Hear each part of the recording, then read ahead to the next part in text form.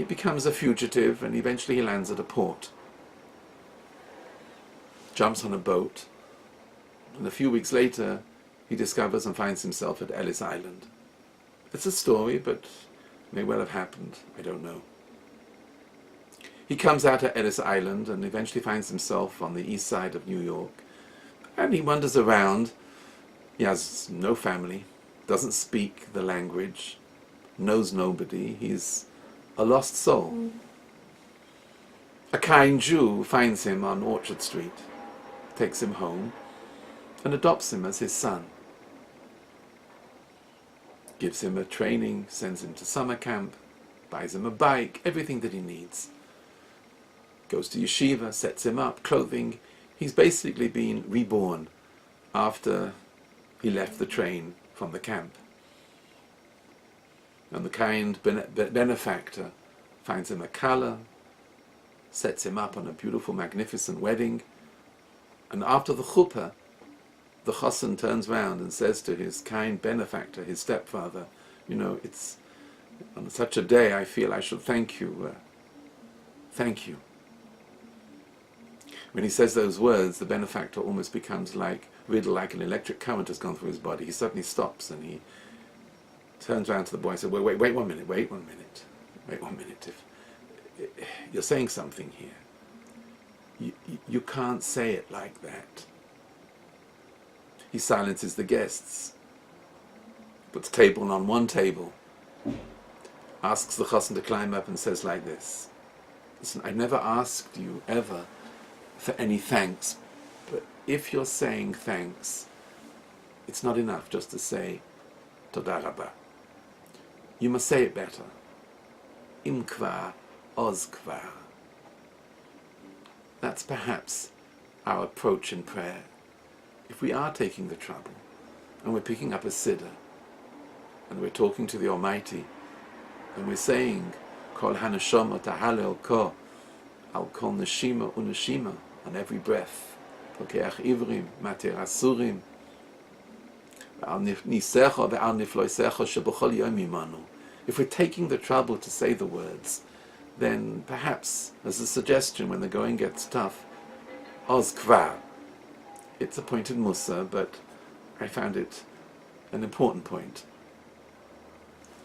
The last point, which I'd like to bring out, which might help, I hope, as a suggestion. The first is snatch what you can. The second was the pace. The third is the articulation. The fourth is the companionship. The fifth, im kvar oz kvar. Here's the sixth.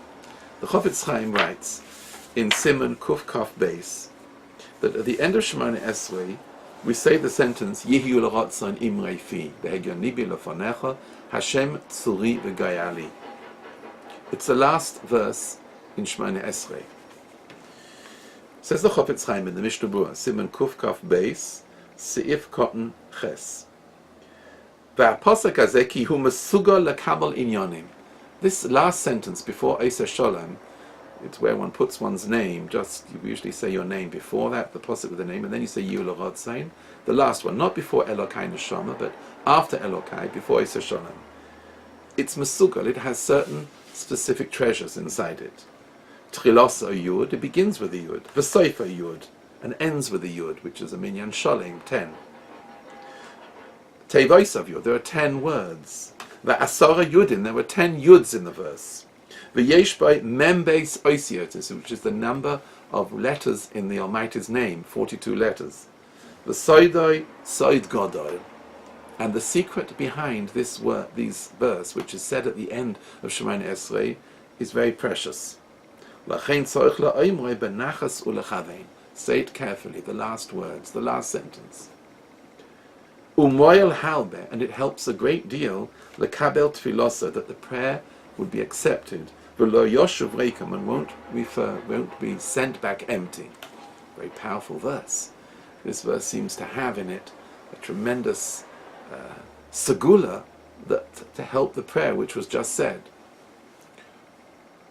I once saw in the Sefer in Tehillim, in Pasuk Yud, Perek Yud Tes, Yehiyu l'rotzon imrei fi, where the Pasuk features, the Maharik Italia explains in Kabbalah exactly what is the great Sod Gadol, what it was behind this verse. 10 yuds, 10 words, begins with a yud, ends with a yud, 42 letters. What's behind this word, this sentence? And he explains that the word rotzain, favor, is the description used for the forecourt in front of the Kisei HaKavod of the Almighty, in front of the throne. Usehi l'rotzain tomid avodas Yisrael amecha. Yihiyu l'rotzain imrei fi.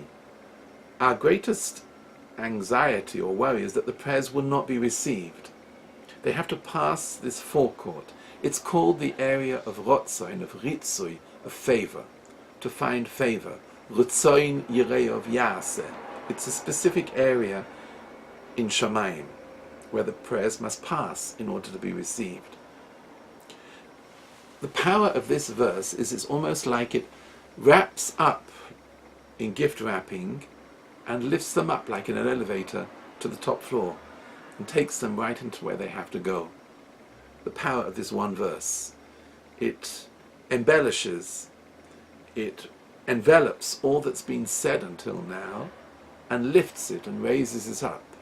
It's one of the sodos which are behind, which the Chofetz Chaim says is Sod Gadol. It's one of the sodos which the Ma'ariki Gitalia brings down as the basis behind this verse. Very powerful verse. So 42 letters in the verse. First bracha of Shemona Esrei until Magen Avraham also has 42 words. 42 is the number of HaKadosh Baruch Hu. It's almost as if when you start Shemona Esrei, until you finish, you're encased in like a spiritual cocoon of Kedusha, from the 42 words in Magen Avraham to the last verse, which is 42 letters, which is the name of HaKadosh Baruch Hu. And then finally the words are lifted up, and then you take 3 steps back. Just when you come to that last verse, I hope it's not, as we said at the very beginning, to snatch what you can and it's all that's left. I hope there's much more before that. But at least on this last verse, to take one's time, the Chofetz Chaim says the words should be said benachas, they should be said properly and correctly, said with great grace and chen. It helps a great deal that the prayer should be received and accepted before the Kisei HaKavod. Thank you very much. Kol tov.